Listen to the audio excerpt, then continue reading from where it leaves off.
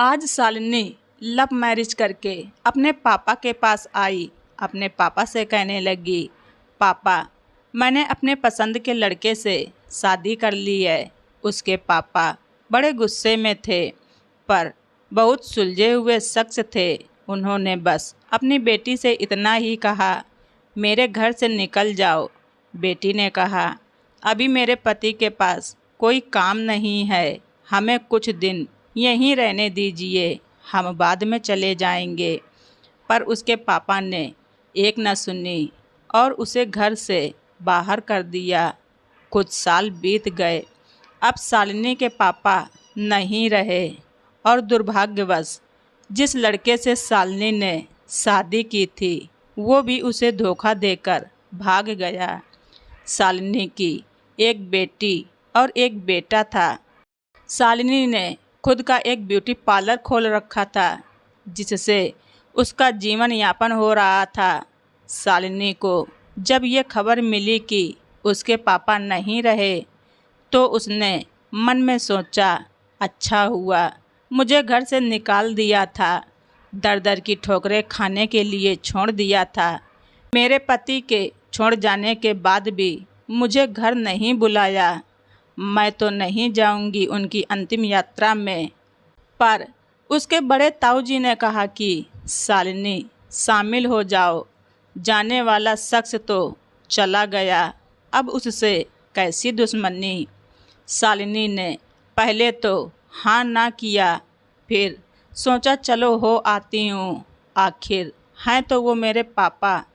देखूं तो जिन्होंने मुझे ठुकराया था वो मरने के बाद कैसे सुकून पाते हैं। शालिनी जब अपने पापा के घर आई तो सब उनकी अंतिम यात्रा की तैयारी कर रहे थे, पर शालिनी को उनके मरने का कोई दुख नहीं था। बस वो अपने बड़े ताऊ जी के कहने पर आई थी। अब शालिनी के पापा की अंतिम यात्रा निकल चुकी थी। सब रो रहे थे, पर शालिनी दूर खड़ी थी। जैसे तैसे सब कार्यक्रम निपट गया।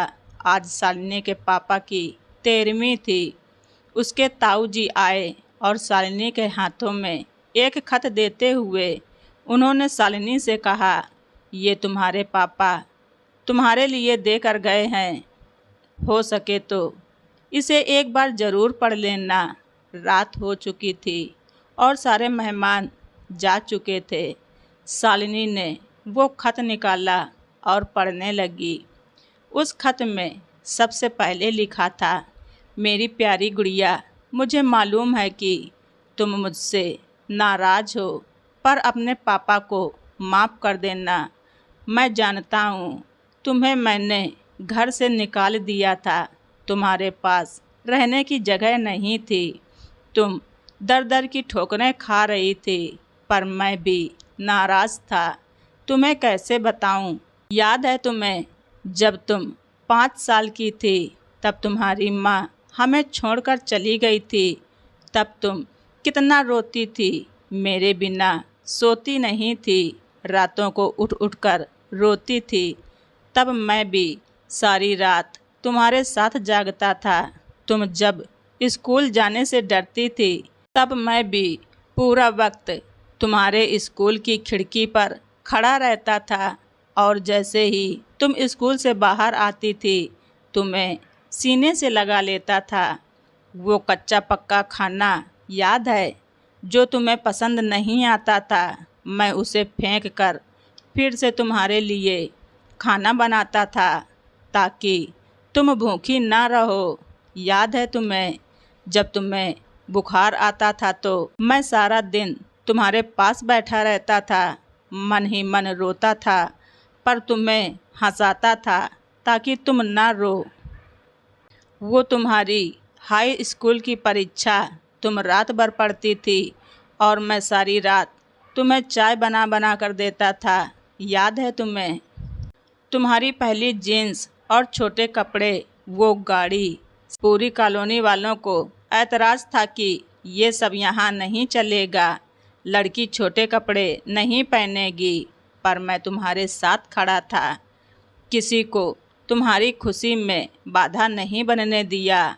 तुम्हारा वो रातों को देर से घर आना, डिस्को में जाना, लड़कों के साथ घूमना, इन सब बातों को कभी मैंने गौर नहीं किया, क्योंकि तुम जिस उम्र में थी उस उम्र में ये सब थोड़ा बहुत चलता है। पर एक दिन तुम ऐसे लड़के से शादी करके घर आई, वो भी उस लड़के से जिसके बारे में तुम्हें कुछ भी नहीं पता था। तुम्हारा पापा हूँ। मैंने उस लड़के के बारे में पता किया था। उसने पैसों के लिए न जाने कितने लड़कियों को धोखा दिया था। पर तुम तो उस समय प्यार में अंधी थी। तुमने मुझसे पूछा भी नहीं और सीधी शादी करके आ गई। मेरे कितने अरमान थे कि तुम्हें डोली में बिठाऊं, चांद सितारों की तरह तुम्हें सजाऊं, ऐसी धूमधाम से शादी करूं कि लोग बोल पड़ें, वो देखो वर्मा जी, जिन्होंने अपनी बेटी को इतने नाजों से अकेले पाला है। पर तुमने मेरे सारे ख्वाब तोड़ दिए। खैर, इन सब बातों का अब कोई मतलब नहीं है। मैं तो तुम्हारे लिए खत इसलिए लिखा कि तुमसे कुछ बात कह सकूं। मेरी गुड़िया, अलमारी में तुम्हारी माँ के गहने और मैंने जो तुम्हारी शादी के लिए गहने खरीदे थे वो सब रखे हैं।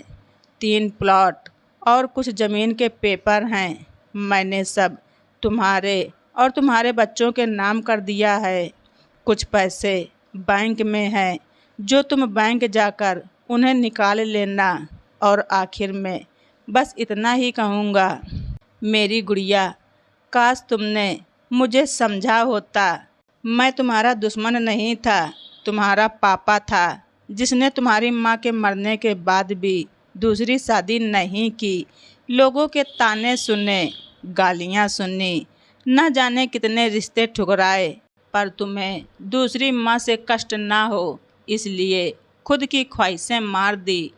अंत में बस इतना ही कहूँगा, मेरी गुड़िया, जिस दिन तुम शादी के जोड़े में घर आई थी, तुम्हारा बाप पहली बार टूटा था। तुम्हारी माँ के मरने के बाद भी उतना नहीं रोया जितना उस समय और उस दिन से हर दिन रोया। इसलिए नहीं कि समाज, जात, परिवार, रिश्तेदार क्या कहेंगे, बल्कि इसलिए कि जो मेरी नन्ही सी गुड़िया मुझसे बिना पूछे एक गिलास पानी तक नहीं पीती थी, वो आज शादी का फैसला लेते वक्त मुझे एक बार बताना भी ज़रूरी नहीं समझा। गुड़िया, अब तो तुम भी माँ हो। औलाद का दर्द, खुशी क्या होती है, वो जब दिल तोड़ते हैं तो कैसा लगता है, तुम अब महसूस कर सकती हो। लेकिन मैं ईश्वर से प्रार्थना करूँगा कि तुम्हें कभी भी ये दर्द ना देखना पड़े। एक बुरा पिता ही समझकर मुझे माफ़ कर देना। मेरी गुड़िया, तुम्हारे पापा अच्छे नहीं थे जो तुमने उसे इतना बड़ा दर्द दिया। खत यहीं समाप्त करता हूँ। हो सके तो मुझे माफ़ कर देना। और खत के साथ एक ड्राइंग लगी हुई थी जो खुद कभी शालिनी ने बचपन में बनाई थी और उसमें लिखा था, आई लव यू मेरे पापा। इतने में उसके ताऊ जी आ गए। शालिनी ने उन्हें रोते रोते सब बताया, पर एक बात उसके ताऊ जी ने बताई। उसके ताऊ जी ने कहा, शालिनी, जो ब्यूटी पार्लर खोलने और घर खरीदने के पैसे मैंने दिए थे वो मेरे नहीं थे, बल्कि तुम्हारे पापा ने मुझे दिए थे तुम्हें देने के लिए। क्योंकि औलाद चाहे कितनी भी बुरी क्यों ना हो, माँ बाप कभी बुरे नहीं होते। औलाद चाहे माँ बाप को छोड़ दे, पर माँ बाप मरने के बाद भी बच्चों को दुआ ही देते हैं।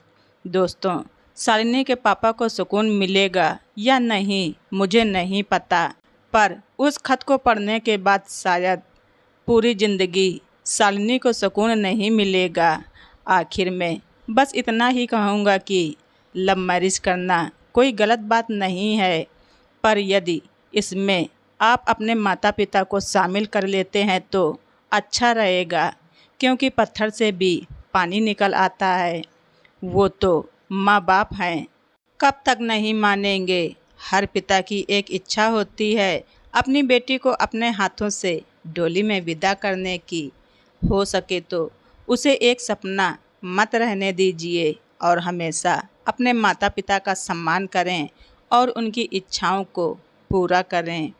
तो दोस्तों, आप सभी लोगों को हमारी ये स्टोरी कैसी लगी कमेंट बॉक्स में ज़रूर लिखें। चैनल पर नए हैं तो सब्सक्राइब करना ना भूलें। धन्यवाद। रीचा वाइस।